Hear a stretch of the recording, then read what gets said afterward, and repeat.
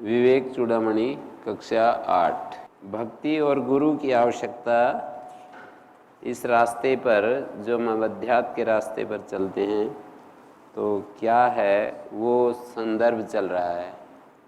यहाँ पर एक शब्द आया था 32वें और 33वें श्लोक में कि मोक्ष कारण सामग्री में भक्ति ही गरीयसी है। स्वस्वरूप का अनुसंधान भक्ति है। हमारा क्या सच्चा स्वरूप है, अर्थात शरीर है, इंद्रियां हैं, मन है, प्राण है, बुद्धि है।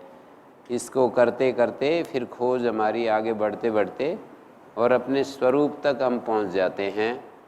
तो अपने स्वरूप का जो अनुसंधान है इसको भक्ति कहते हैं।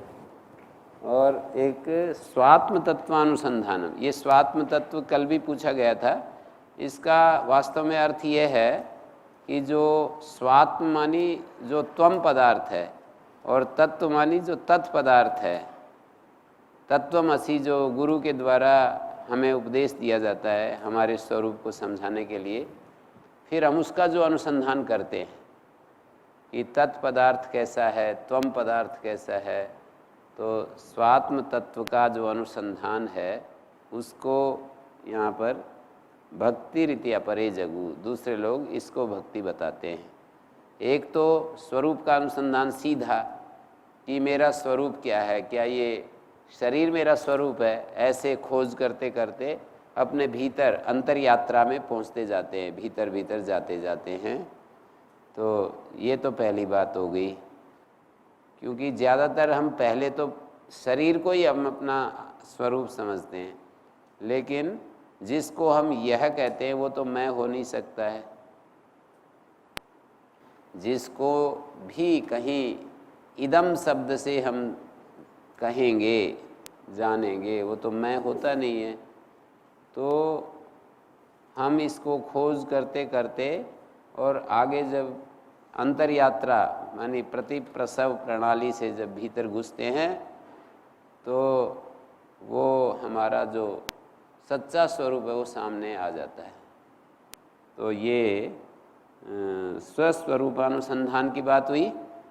और स्वात्म तत्व की बात यह है कि गुरु के द्वारा जो तत्वमसि उपदेश दिया गया है छांदोग्य उपनिषद में, तो उसका अनुसंधान। तत्व मानी तत्पदार्थ, स्वात्म मानी त्वम पदार्थ, जो हम अपने को जो जीव के रूप में समझते हैं। तो जीव और परमात्मा इन दोनों के स्वरूप का जो अनुसंधान है वो जो है भक्ति है। ओम गुरुजी, ये अभी आपने प्रतिप्रसव शब्द का प्रयोग किया। विलोम प्रणाली, विलोम क्रम, जैसे कि अंदर से बाहर आते हैं तो सबसे भीतर हमारी आत्मा है, आत्मा के बाद बुद्धि है, बुद्धि के बाद अहंकार, अहंकार के बाद मन, मन के बाद इंद्रियां, इंद्रियां सूक्ष्म भूत, स्थूल भूत, ये सारा प्रसव कहलाता है। विलोम क्रम से जब अंदर जाते हैं तो ढूंढते ढूंढते अपने इस स्थूल शरीर से अन्नमय कोश से प्राणमय कोश में जाते हैं, प्राणमय कोश से मनोमय कोश में, मनोमय कोश से विज्ञानमय कोश में, विज्ञानमय कोश से आनंदमय कोश, आनंदमय कोश से फिर अपने भीतर उस शांत ब्रह्म तक पहुंचते हैं। तो ये प्रक्रिया है, ये प्रणाली है उसकी खोज की। चरण स्पर्श गुरुजी। गुरुजी, भक्ति का अर्थ साधारणतः हमको पता है कि गुरुओं के प्रति पूर्ण समर्पणता, इसको हम भक्ति शब्द से जानते हैं जी। तो यहाँ भक्ति शब्द से बतलाए कि अपना स्वरूप को ढूंढना भक्ति कैसे? जी जी, आचार्य की दृष्टि है ये। भक्ति क्या है वो तो आचार्य जो है अपनी व्याख्या, अपना परिभाषा दे ही रहे हैं कि आचार्य ये कह रहे हैं हमारे को भक्ति है अपने स्वरूप का अनुसंधान करना। वो तो श्रद्धा, भक्ति, प्रेम, समर्पण ऐसा बाहर की दुनिया में हम करते हैं ना। तो आचार्य गुरु के प्रति भी भक्ति तो दिखाते हैं। आत्मा और गुरु को तो सर्वोच्च स्थान देते हैं, बराबर स्थान देते हैं आचार्य। इसलिए इन्होंने कहा एक जगह कि भावाद्वैतम सदा कुर्यात् क्रियाद्वैतम न कर ही चित। अद्वैतम त्रिषु लोकेषु नाद्वैतम गुरुणा सह। गुरु के साथ अद्वैत करने के लिए मना कर दिया है कि गुरु और हम एक ही हैं, ऐसा अद्वैत की नहीं करने की बात कही। और क्रिया में भी अद्वैत मना किया है कि आपने मैंने भोजन कर लिया तो आपने भी कर ही लिया समझ लो, या आपने भोजन कर लिया तो मेरा भी हो ही गया। ऐसे क्रिया में अद्वैत नहीं होता, व्यवहार में अद्वैत नहीं होता है। बाकी जगह हमें अद्वैत करना चाहिए। तीनों लोकों में एक ही तत्व भरा हुआ है, हम सब में एक ही आत्म तत्व है। भावाद्वैतम सदा कुर्यात, भाव में अद्वैत करना चाहिए हम सब में, हम सब एक ही है, ये भावना का अद्वैत है। और तीनों लोकों में अद्वैत, हम सब में एक तत्व और छोर सब जगह एक तत्व परिपूर्ण है। भावाद्वैतम, भावना के द्वारा अद्वैत, हम सब एक ही हैं। जब हम ऐसा करते हैं कि हम सब एक ही हैं तो ये भावाद्वैत हो जाता है। तो भावाद्वैतम सदा कुर्यात, क्रियाद्वैतम न कर ही चित, क्रिया का जो अद्वैत है वो नहीं करना है। भावाद्वैतम सदा कुर्यात, अद्वैतम त्रिषु लोकेषु, और तीनों लोकों में अद्वैत।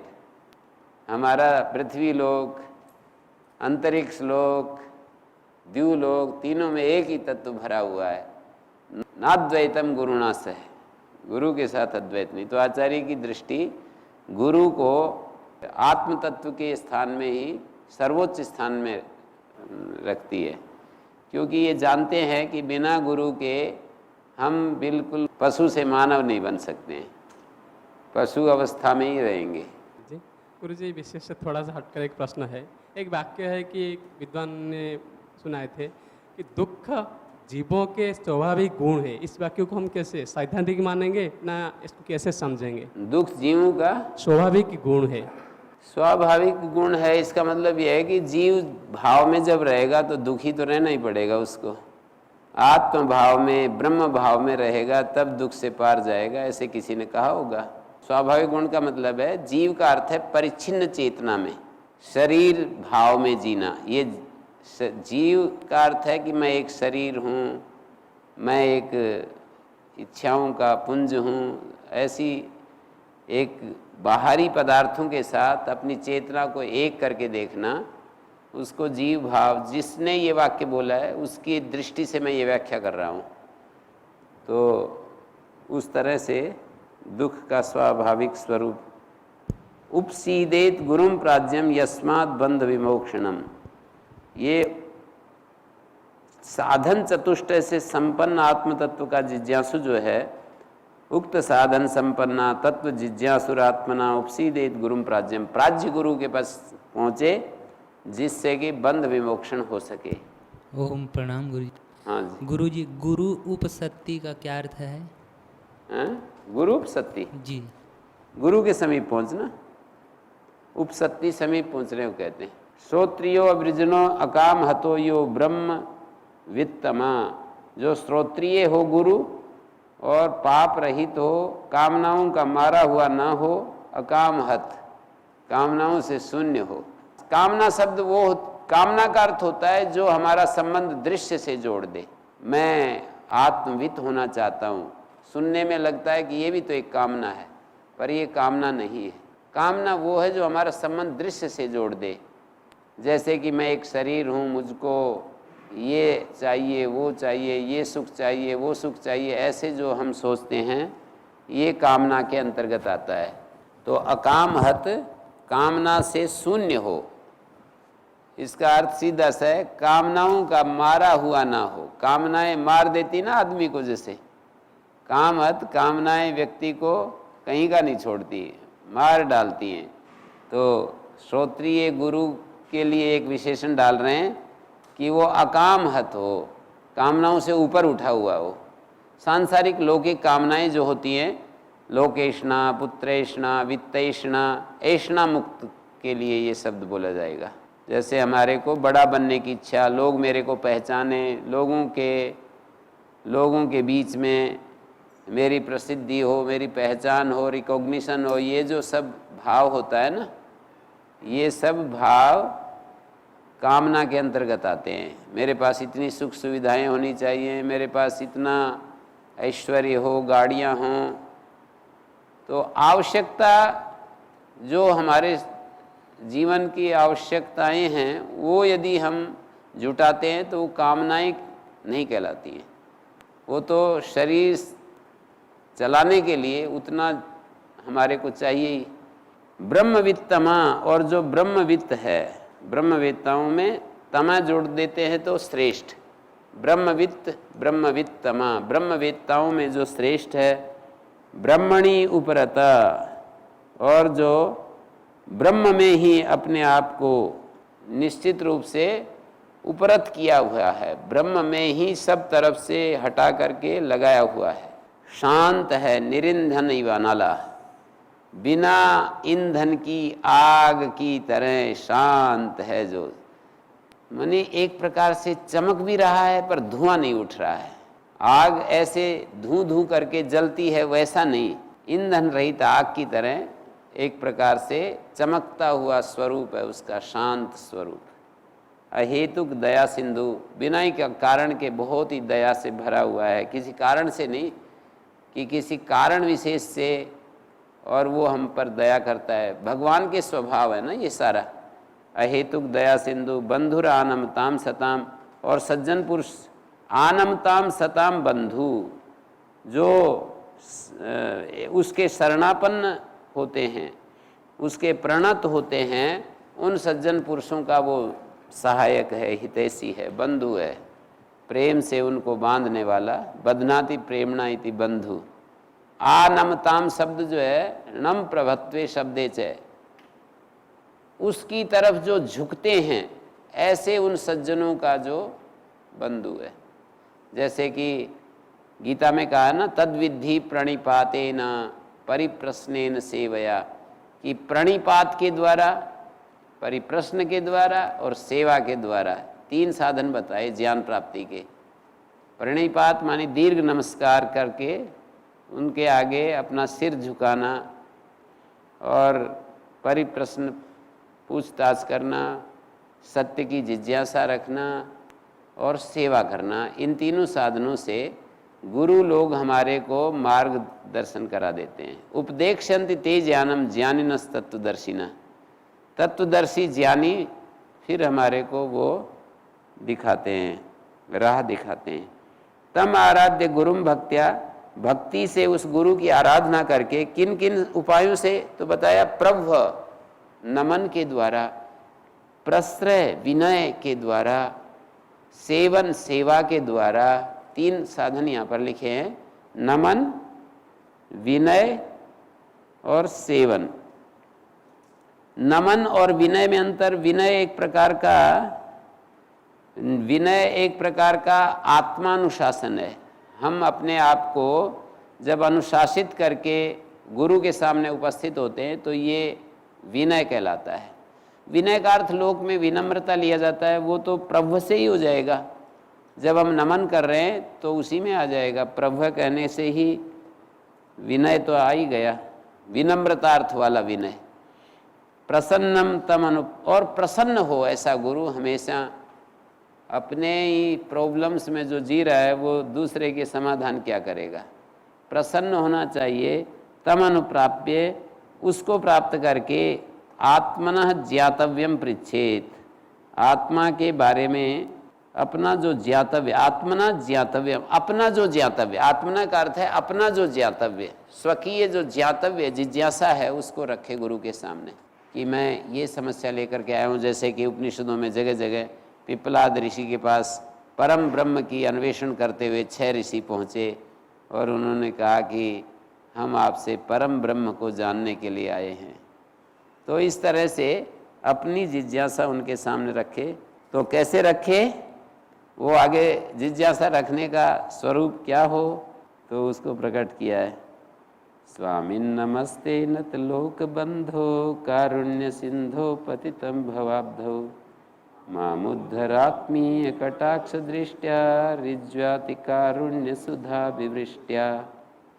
स्वामिन् नमस्ते, हे स्वामिन् तुम्हें प्रणाम है। ऐसे अपनी जिज्ञासा आत्मनः ज्ञातव्यम पृच्छेत, अपने ज्ञातव्य को, अपने ज्ञेय पदार्थ को परिपृच्छा करे, परिप्रश्न करे, पूछे। कैसे? स्वामिन नमस्ते नतलोक बंधो, ये भी संबोधन है। नतलोक बंधो कारुण्य सिंधो, ये संबोधन पद है।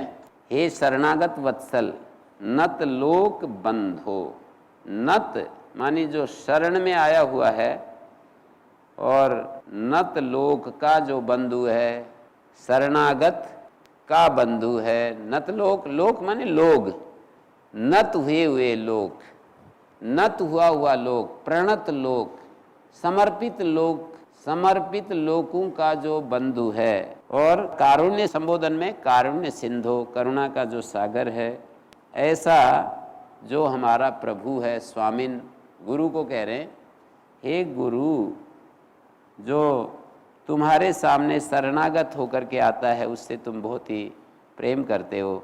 शरणागत बंधो कारुण्य सिंधो, आपको नमस्कार है, नमस्ते।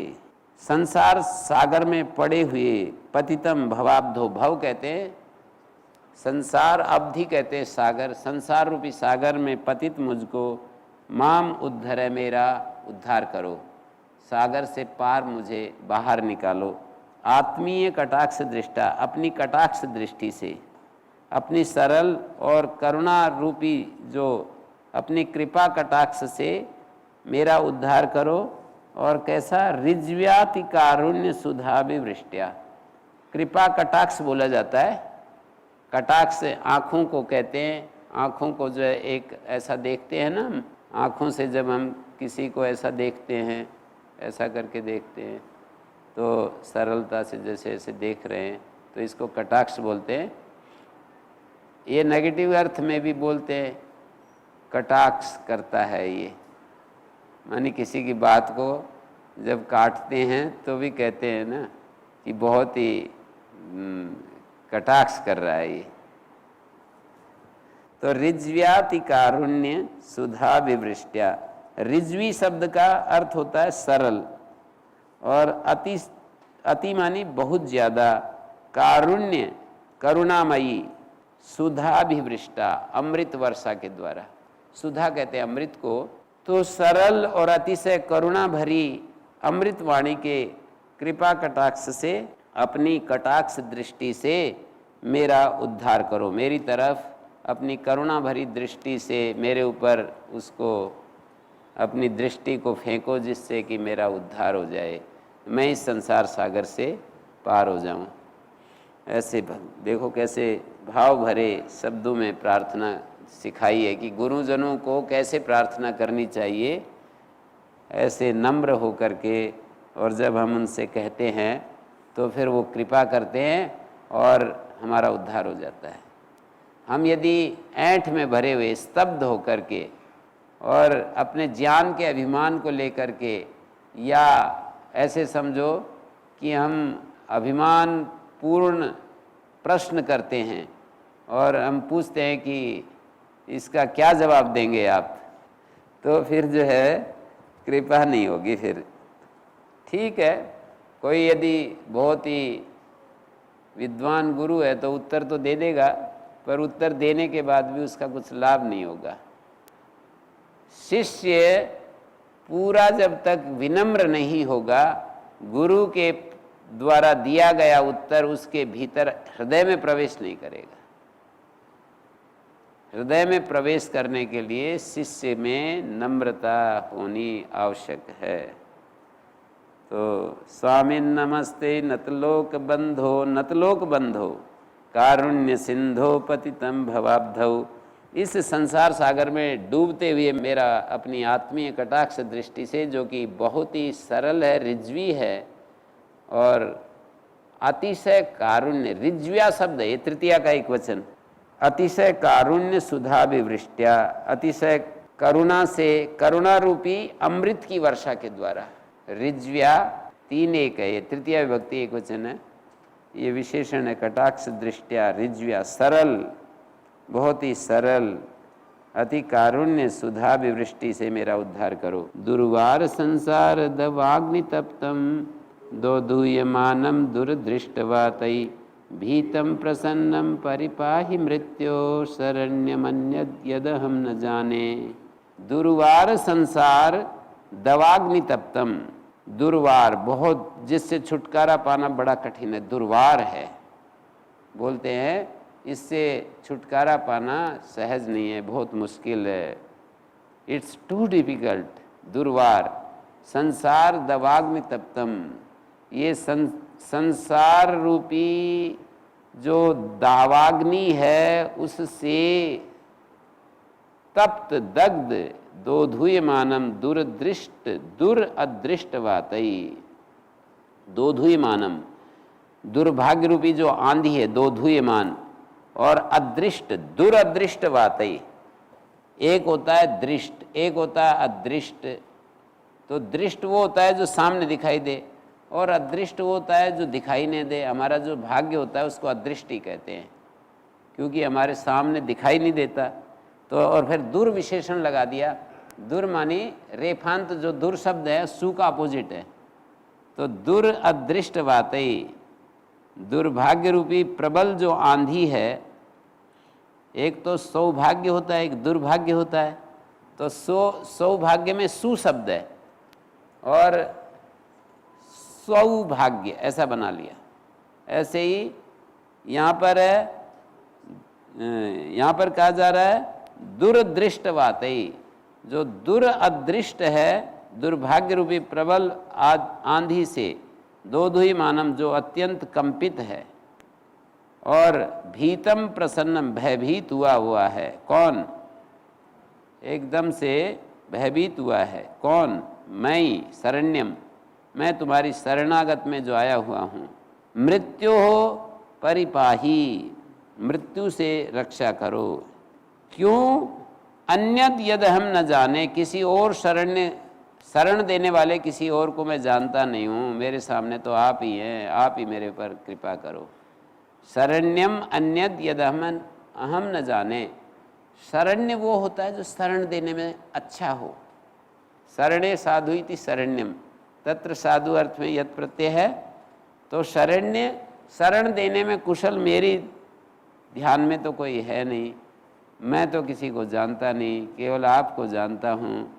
तो शरण्यम अन्यत यद अहम न जाने, किसी अन्य शरण्य को मैं नहीं जानता हूँ। जाने ये क्रियापद है, उत्तम पुरुष का एक वचन। जानीते जानाते जानते, जानी से जानाते जानिद्वे, जाने जानी वहे जानी महे, ऐसे रूप चलते हैं। तो उत्तम पुरुष की क्रिया है शरण्यम अन्यद यदहम न जाने, मैं नहीं जानता हूँ कि कौन फिर आपके अलावा कोई शरण्य है, अर्थात आप ही मेरे शरण्य हैं, आपका ही मैं शरणागत हो रहा हूँ। भीतम प्रसन्नम माने मैं डरा हुआ हूँ, और मुझ प्रपन्न शरणागत को ही कहते हैं प्रपन्नम। भीतम प्रपन्नम परिपाही मृत्यो, शरणागत मैं तुम्हारी शरण में आया हुआ हूँ, उसको डरा हुआ हूँ, मृत्यु से मेरी रक्षा करो। किसी अन्य शरण्य को मैं नहीं जानता हूँ, आपके सिवाय कोई और शरण्य मेरा नहीं दिखाई देता है, तो इसलिए जो है आप मेरी रक्षा करो। मृत्यो हो परिपाही, पंचमी का एक वचन है मृत्यो, और भीतम प्रपन्नम, परिपाही क्रिया का कर्म है मैं भयभीत हूँ संसार में, बहुत ही मैं डर गया हूँ, और प्रपन्न हूँ। प्रपन्न शब्द प्रयपूर्वक पद धातु का निष्ठा में रूप है। प्रपन्न का अर्थ होता है शरणागत होना। गीता में भी कई जगह प्रपन्न शब्द का प्रयोग हुआ है। 15वें अध्याय में तीसरे चौथे श्लोक में भी प्रपद्ये तमेव शरणम प्रपद्ये, तुम्हारी शरण में मैं आया हुआ हूँ। भीतम प्रपन्नम परिपाही मृत्यो, डरे हुए प्रपन्न मेरी रक्षा करो। कैसा? दुर्वार संसार दवाग्नि तप्तम, दुर्वार संसार रूपी दावाग्नि से तप्त हुआ, झुलसा हुआ। झुलसा हुआ होता है ना, जैसे बोलते हैं संसार दावाग्नि से मैं झुलस गया हूँ, और दुर्दृष्ट वातई दोधुयमान हूँ, दुर्भाग्य रूपी आंधी से मैं दोधुयमान अत्यंत कंपित हो गया हूँ। दोधुयमान हूँ, जैसे उड़ाया जा रहा हूँ, दोधुयमान उड़ाया जा रहा हूँ, आंधी जैसे उड़ा ले जाती है, हरिकेन, हरिकेन की तरह मेरे को जैसे उठा करके ले जा रही है, अमेरिका में हरिकेन आते हैं तो कहते हैं कि पूरी झोंपड़ी को ही, मकान को ही उठा करके 1 किलोमीटर दूर ले जाकर फेंक देते हैं। तो ऐसे ही दूरदृष्टवाती दोधूयमानम भीतम प्रसन्नम परिपाहि मृत्यो, हे गुरुदेव मेरी रक्षा करो, मृत्यु से मुझे बचाओ, आपके सिवाय मैं किसी शरण्य को नहीं जानता हूँ। ऐसे दीन शब्दों में जब हम गुरु के सामने अपनी बात रखते हैं तो फिर हमारी रक्षा जरूर होती है, निश्चित रूप से 100%। शांता महंतो निवसन्ति संतो वसंत वल्लोकहितं चरन्त तीर्ण स्वयं भीम भवार्णवं जनान् न हेतु नन्या न पितारयन्त। शांता महांतो निवसन्ति संत वसंतवत लोकहितम चरंत, वसंत की तरह लोकहित का आचरण करते हुए शांत महान संतगण निवास करते हैं इस दुनिया में। लोकहित करते हुए, लोकहितम चरंत शब्द का अर्थ है लोकहित करते हुए। किसकी तरह उपमा दी? वसंतवत लोकहितम चरंत, वसंत की तरह लोकहित करते हुए। शांता महांता निवसन्ति संता, जो शांत महान पुरुष हैं, जो संत हैं, वो अपने जीवन को इसी तरह से चलाते हैं, इस दुनिया में निवास करते हैं।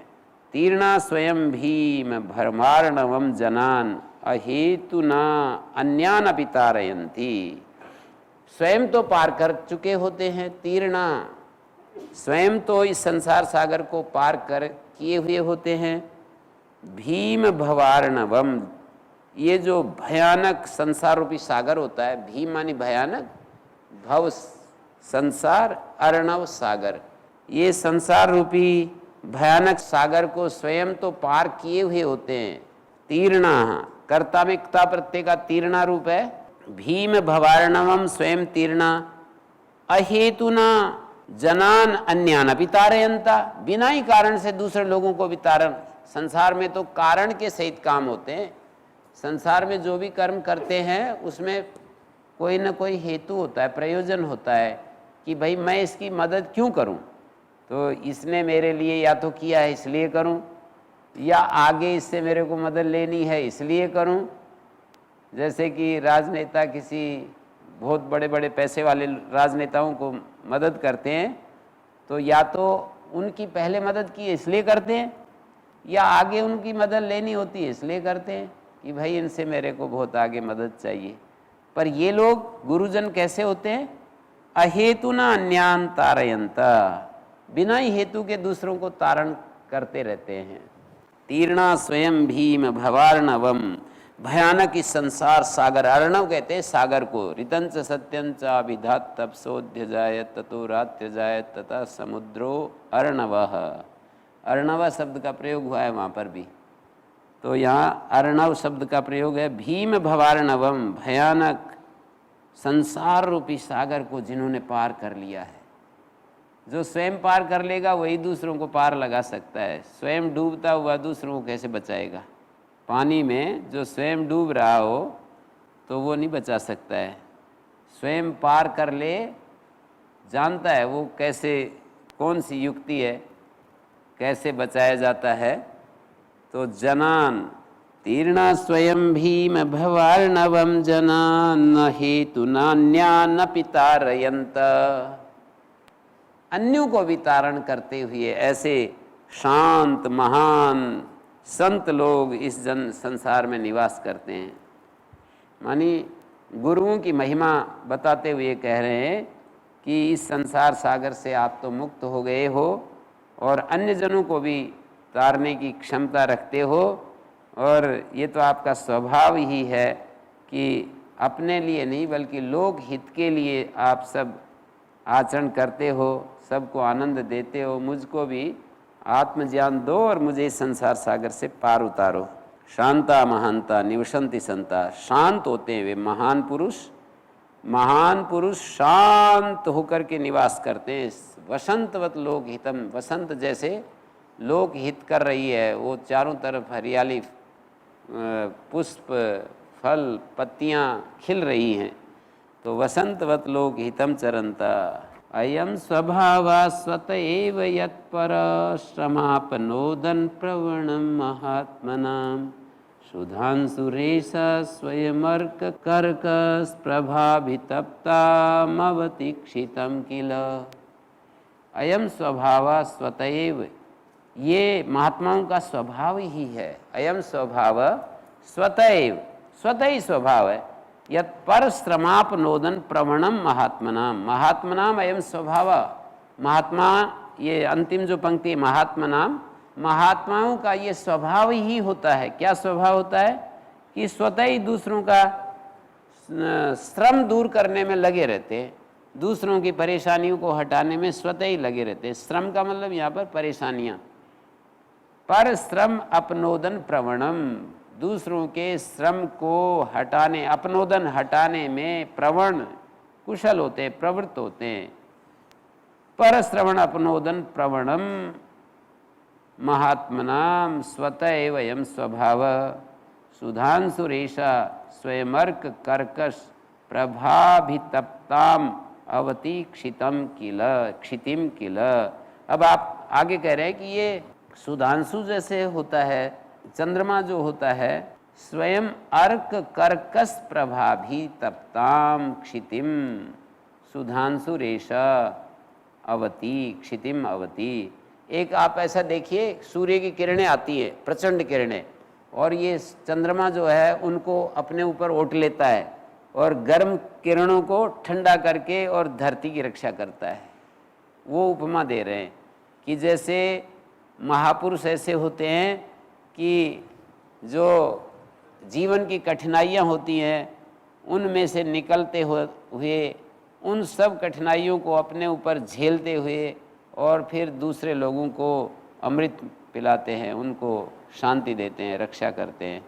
ऐसे मानी महापुरुष चंद्रमा की तरह बता दिए, और उनके ऊपर जो कठिनाई आती है वो सूर्य की तरह हो गई, और फिर क्षिति जैसे चंद्रमा क्षिति की रक्षा करता है, ऐसे ही शिष्यों की शिष्य जो है वो क्षिति स्थानी बन जाते हैं। तो सुधांशु रेशा, सुधांशु चंद्रमा के लिए आता है। यह चंद्रमा स्वयं अर्क कर्कश प्रभाभी, ये अर्क की कर्कश किरणों के द्वारा तप्त हुई क्षिति को स्वयं ही तो रक्षा कर रहा है। वो किसी ने कह थोड़ी रखा है उसको। सुधांशु स्वयं स्वतः ही, अर्क कहते हैं सूर्य को, कर्कश कहते हैं तीक्ष्ण। सूर्य की तीक्ष्ण जो प्रभा होती है, किरणें होती हैं, उससे तेज होता है। प्रभा का अर्थ तेज है यहाँ पर। सूर्य का कर्कश मानी प्रचंड तेज से अभितप्त हुई जो पृथ्वी है, क्षिति है, उसको निश्चय ही स्वतः ही रक्षा कर रहा है, उसमें स्वयं शांत करता रहता है। ये स्वभाव ही है उनका। और आगे देखिए, अब दूसरे छंद में आगे बात, शार्दुल विक्रीडित छंद में अगली बात कह रहे हैं। ब्रह्मानंद रसानुभूति कलितई पूतई सुशीतई सितई युष्मद् वाक्कलशोज्झितई श्रुति सुखै वाक्यामृतई सेचय संतप्तं भवतापदावदहन ज्वालाभिरेनं प्रभो धन्यास्ते भवदीक्षण क्षणगते पात्रीकृता स्वीकृता पात्रीकृता स्वीकृता। तो कह रहे हैं हे प्रभो, यहाँ पर प्रभो संबोधन तीसरी पंक्ति में है। उस संबोधन को सामने रख करके कह रहे हैं कि हे प्रभो, गुरु को कह रहे हैं ये सब बातें। हे प्रभो, प्रचंड जो ये भव दाप दाव दहन ज्वाला भी, प्रचंड संसार दावानल की ज्वाला से जो तपया हुआ ये दीन जो शरणागत है, अपने आप को भक्त जो है, शिष्य अपने आप को दीन शरणागत के रूप में कह रहा है।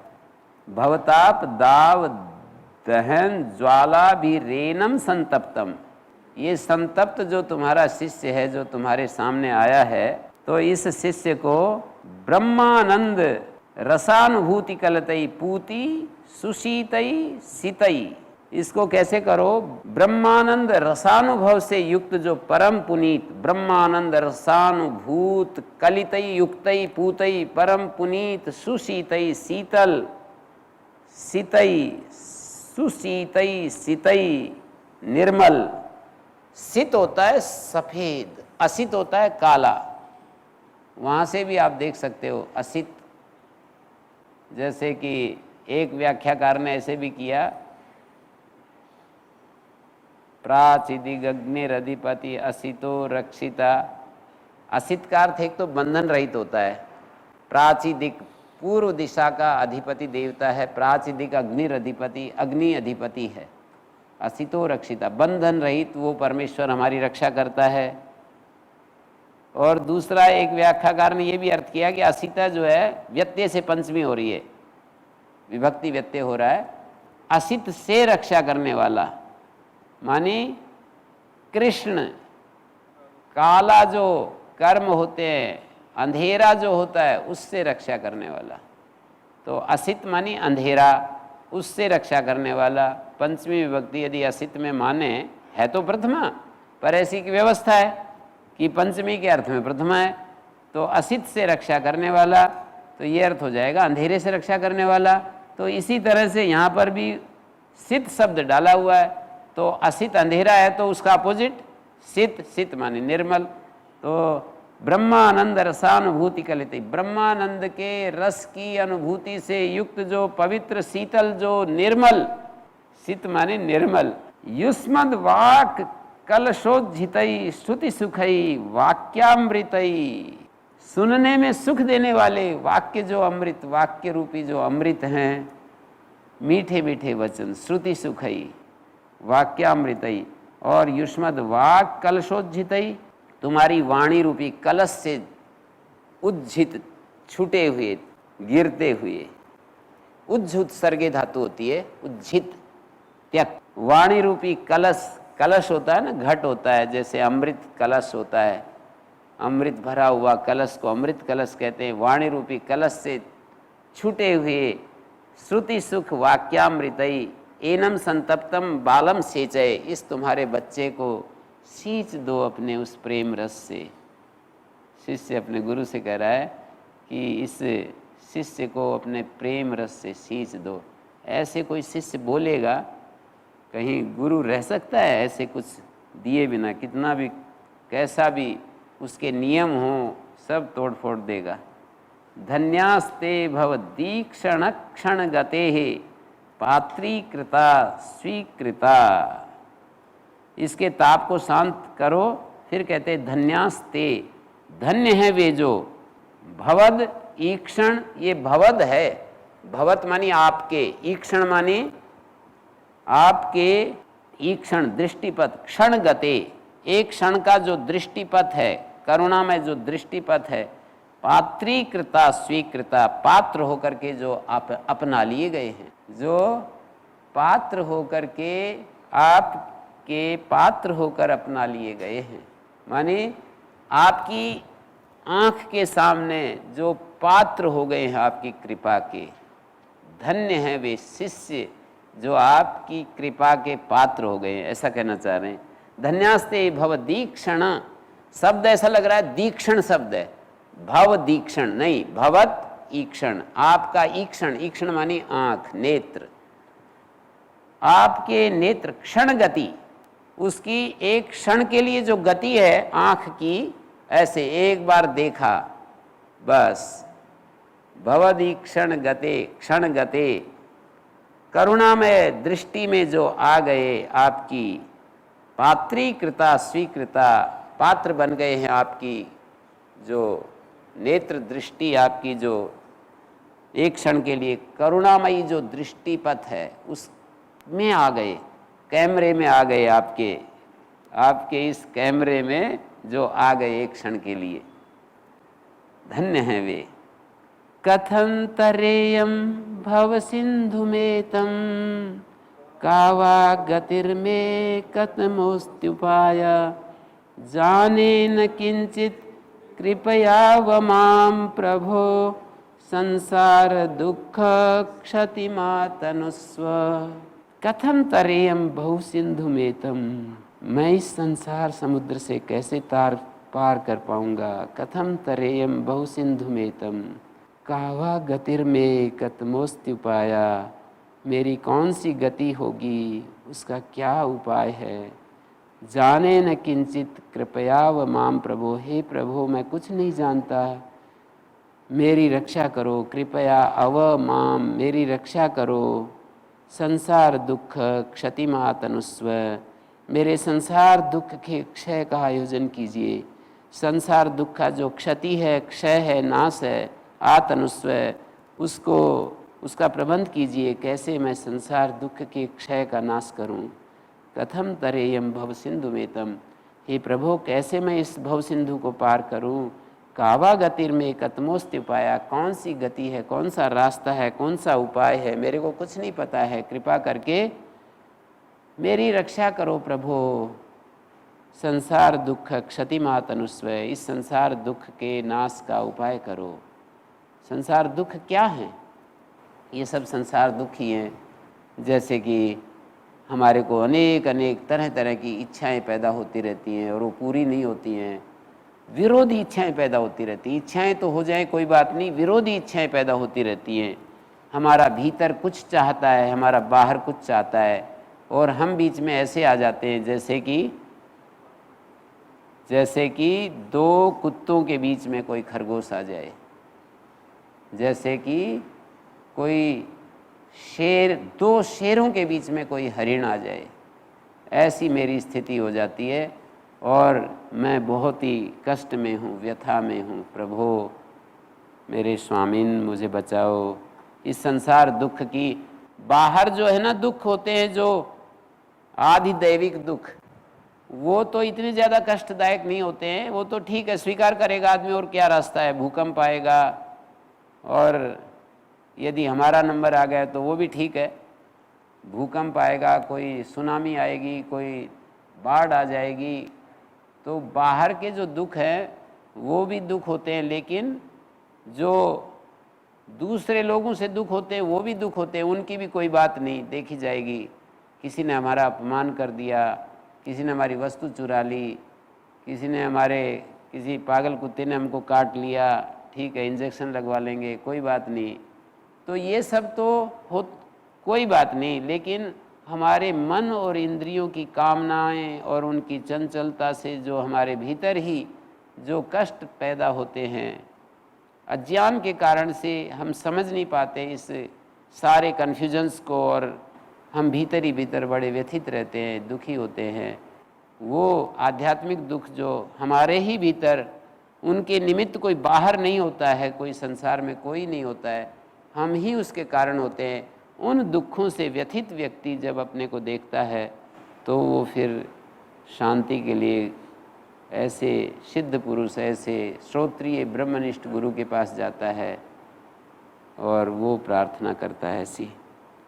तथा वदंतम शरणागतम स्वम संसार दावानलताप तप्तम निरीक्ष्य कारुण्य रसार्द्र दृष्ट्या दद्यादभीतिम सहसा महात्मा। अब गुरु जो महात्मा गुरु है वो उसको अभय प्रदान कर देता है कि कोई बात नहीं, कोई बात नहीं है, डरने की कोई बात नहीं है, समय रहते तुम ठीक जगह पर आ गए हो। दद्यात अभीतिम सहसा महात्मा, अभीतिम दद्यात, उसको अभय प्रदान करे। निरीक्ष कारुण्य रसार्ध दृष्टिया, कारुण्य रस से गीली हुई आँखों से उसको देखकर, कारुण्य रसार्ध दृष्टिया, ऐसा शरणागत जो भक्त हमारे पास आता है, गुरु के पास आता है। तथा वदंतम शरणागतम स्वम, अपने से ही जो शरणागत हुआ, ऐसा प्रेम रस से भरा हुआ और वाणी बोल रहा है। संसार दाव अनल ताप तपनम, संसार की इस दावाग्नि के ताप से, अनल मानी आग से, आग के ताप से तपा हुआ, झुलसा हुआ, संसार की इस दावानल दावाग्नि के ताप से तपा हुआ, झुलसा हुआ शरणागतम स्वम वदंतम, ऐसे शरणागत अपने से ही बोलता हुआ जो शिष्य है, वदंतम शरणागतम स्वम, ऐसे वचन को सुनकर सद्गुरु से ज्ञानोपदेश देने के लिए स्वीकार कर ले, अभय प्रदान उसको कर दे, मैं तुम्हें अभय प्रदान करके इस संसार से मुक्त करूंगा, चिंता की कोई बात नहीं है। तथा वदंतम शरणागतम स्वम, अपने से ही शरणागत, किसी ने उसको नहीं कहा कि जाओ ना भाई वहाँ पर तुम, ऐसे नहीं, अपने ही से ढूंढता हुआ गुरु के पास पहुँचा है। किसी माता पिता ने प्रेरणा नहीं की कि तुम जाओ वहाँ जा कर के शिक्षा ग्रहण करो, वहाँ जा कर के अपने जीवन का उद्धार करो। अपने से ही शरणागत, शरण में आया हुआ, वदंतम तथा वदंतम, उस तरह से जो बोल रहा है। ऊपर जो दिखाया इन्होंने कि शिष्य इस तरह गुरु से प्रार्थना करे, ये जो बताया, तथा वदंतम, ऐसे प्रार्थना करते हुए गुरु जो कि संसार दावा, ऐसे प्रार्थना करता हुआ शिष्य जो कि संसार दावाग्नि के ताप से झुलसा हुआ है, कारुण्य रसार्ध दृष्टि से उसका निरीक्षण करके, गुरु का कर्तव्य भी बता रहे हैं कि गुरु उसको अपनी करुणा भरी दृष्टि से, रस स्निग्ध दृष्टि से, रस स्निग्ध करुणा स्निग्ध दृष्टि से उसको देखकर उसको महात्मा गुरु जो है अभय प्रदान करे कि कोई बात नहीं है, डोंट फियर। विद्वान स तस्मा उपसत्तिमीयुषे मुमुक्षवे साधु यथोक्तकारिणे प्रशांत चित्ताय समान्विताय तत्वोपदेशं कृपैव कुर्यात्। विद्वान से तस्मै उपसत्तिमीयुषे, वो विद्वान, गुरु के लिए विद्वान शब्द का प्रयोग हुआ है, वह विद्वान, तस्मै मुमुक्षवे उपसत्तिमीयुषे, उपसत्ति चाहने वाले, उपसत्ति की, शरणागति की इच्छा करने वाले उस मुमुक्षु के लिए, यथोक्तकारिणे, साधु यथोक्तकारिणे, आज्ञाकारी जो शांत चित्त, प्रशांत चित्ताय, समान्विताय, जो प्रशांत चित्त है शिष्य, शिष्य का भी कैसा होना चाहिए वो बता दिया है, गुरु को भी कैसा होना चाहिए बता दिया है। तो प्रशांत चित्त होना चाहिए शिष्य को, और शम दम आदि से युक्त होना चाहिए शिष्य को, इंद्रिय निग्रह मनोनिग्रह से युक्त होना चाहिए शिष्य को। ऐसे उस शिष्य को कृपया एव तत्वोपदेशम, मानी कृपा करके इस प्रकार तत्वोपदेश करे। आगे बताएंगे कि गुरु कैसे कैसे तत्वोपदेश करे। ये पुस्तक गुरु और शिष्य का संवाद है एक प्रकार से। गुरु और शिष्य ने प्रार्थना की है कि मैं संसार के इस दुख दर्द से बहुत ही पीड़ित हूँ, करा रहा हूँ, मेरे को कहीं रास्ता नहीं दिख रहा है, और आप मुझे मार्गदर्शन कीजिए, मुझे ज्ञान प्रदान कीजिए। शरीर मन बुद्धि इंद्रियों का जो तादात्म्य होता है उसके कारण से हम कोई समाधान नहीं पाते हैं और निरंतर प्रतिक्रियाओं में जीते हैं, निरंतर आलम्बनों से व्यथित होते हुए अपने दिन जैसे तैसे काटते रहते हैं। बीच में इस छोटे छोटे सुख के कण हमें मिलते रहते हैं और हम उस बड़े बड़े दुख को भूलते रहते हैं। तो जो व्यक्ति उन दुखों को अनुभव कर लेता है वो फिर इनसे मुक्त होने के लिए, जैसे कि चारों तरफ बहुत तेज आग लग जाए और उसका सिर भी झुलस जाए उस अग्नि से, और जैसे तैसे भागने का मौका लग जाए तो कितनी स्पीड में वो भागेगा। कल्पना कीजिए कितनी स्पीड में, या कोई हाथी आपके पीछे लग जाए उस समय आपकी गति कितनी बढ़ जाएगी। आप देखिए थोड़ा सा, जैसे हमारा हार्ट बीटिंग बहुत तेज हो जाती है जब खतरा आता है, तो ऐसे ही हमारी जो दुख से छूटने की जो इच्छा है जब तीव्रतम अवस्था में होती है, हम उसके लिए कल पर नहीं डाल सकते हैं। उसी को कहते हैं तीव्र मुमुक्षा। मुमुक्षा के 3 भेद हैं, मध्यम मुमुक्षा और मृदु मुमुक्षा और तीसरी जो है तीव्र मुमुक्षा। जैसे पीछे हमने देखा था कल कि मध्यम मंद मध्यम मंद मुमुक्षा, मध्यम मुमुक्षा और तीव्र मुमुक्षा। तो हमारी जो तीव्र मुमुक्षा होती है वो समाधान के लिए हमको गुरु के समीप ले जाकर प्रस्तुत कर देती है। मंद मुमुक्षा या मध्यम मुमुक्षा से काम नहीं चलता है। मंद मुमुक्षा और मध्यम मुमुक्षा, मुमुक्षा माने दुख से छूटने की इच्छा, तो उससे काम नहीं चलता है। मंद मुमुक्षा और मध्यम मुमुक्षा स्थगन करती रहती है, पोस्टपोनमेंट, स्थगन करती रहती है। देखेंगे, अभी इतना काम और कर लेते हैं, उसके बाद देखेंगे देखेंगे देखेंगे, ऐसे उसको। पर जो तीव्र मुमुक्षा होती है वो स्थगन नहीं करती है, कभी भी स्थगन नहीं कर सकती है। वो तत्काल समाधान ढूंढना चाहती है। तीव्र मुमुक्षा जब होती है वो कल पर नहीं डालती है चीज़ों को, कि कल जैसे किसी के पेट में बहुत तेज दर्द हो जाए तो वो प्रातः काल तक, किसी ने बताया किडनी का ये पथरी वगैरह हो जाता है, तो हो पथरी का जो दर्द हो जाता है, 2-3 लोगों ने मेरे को बताया कि रात के समय ही उठ करके जाना पड़ा डॉक्टर के पास। तो ये है तीव्र मुमुक्षा की पहचान। हम उसको वेट नहीं कर सकते हैं कि सुबह चलेंगे, ऊपर नीचे लोट पोट होते होते जैसे तैसे चिल्लाते, इसी तरह से और बहुत सारे उदाहरण हैं। वेट नहीं कर सकते तीव्र मुमुक्षा। जैसे कि किसी माँ को, जैसे बच्चा प्रसव समय आ गया हो बिल्कुल, तो उसके लिए माँ ऐसे नहीं कहेगी कि चलो कल सुबह देखेंगे हॉस्पिटल। ये है तीव्र मुमुक्षा की पहचान। तीव्र मुमुक्षा वाला गुरु की शरण जाता है, ढूंढता है, और वो उसको फिर गुरु क्या कहता है, माँ भैष्ट विध्वंस तव नास्त्यपाय संसार सिंधोस्तरणेस्त्युपाय येनेव याता यतयोस्य पारम तमेव मार्गम तव निर्दिशामि। माँ भैष्ट, मांगी लुंग, यहाँ पर लुंग लकार का भैष्ट प्रयोग है। अभैष्ट अभैषाताम अभैषत, अभैष्ठ अभैषाताम अभैढ्वम, अभैषी अभैस्वई अभैस्मयी। माँ भैष्ट, डरने की बात नहीं है, मत डरो। हे विद्वान, शिष्य को विद्वान कहकर संबोधन कर रहा है गुरु। हे विद्वान, डरो मत, नास्ति अपाया, तेरा अब नाश नहीं होगा। जैसे किसी एक डॉक्टर के पास, अच्छे कुशल डॉक्टर के पास कोई पहुंच जाए तो कहता है अरे डरने की बात नहीं है, ठीक, अब अभी कर देता हूं तुम्हारा इलाज, अभी कर देता हूं। कितना ही बड़ा दर्द हो रहा हो तो वो कहता है, इस तरह से बोलता है, कोई बात नहीं है, अब आ गए हो, चिल्लाओ मत, रो मत, अभी ठीक कर देता हूँ।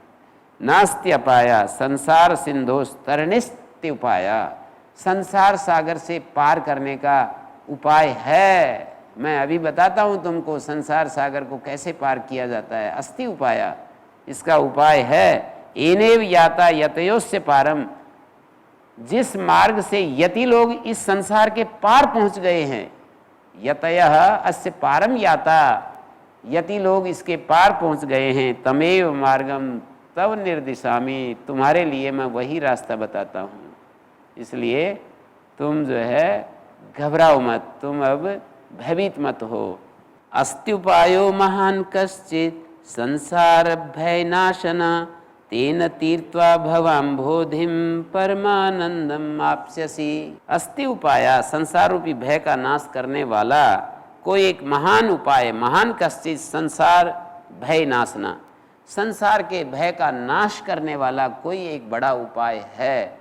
संसार का एक भय होता है ना, ये संसार क्या है, कामना संसार है, इच्छाएं संसार है, अभाव संसार है, सुख दुख संसार है, और बहुत ही विरोधी इच्छाओं का बंडल संसार है, और इसी तरह की सब चीज़ें संसार हैं।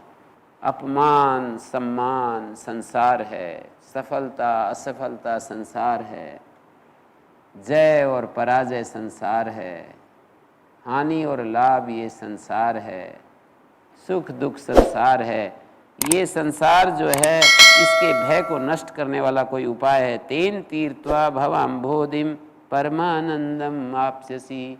उस उपाय से तुम पार जाओगे और इस संसार रूपी सागर को तुम पार करके उस परम आनंद को प्राप्त कर लोगे, ऐसा आश्वासन दे रहा है गुरु। इस संसार सागर को पार करते ही परली तरफ, परले किनारे पर परमानंद है, उसको तुम प्राप्त कर लोगे। बाकी चर्चा हम आगे कल करते हैं।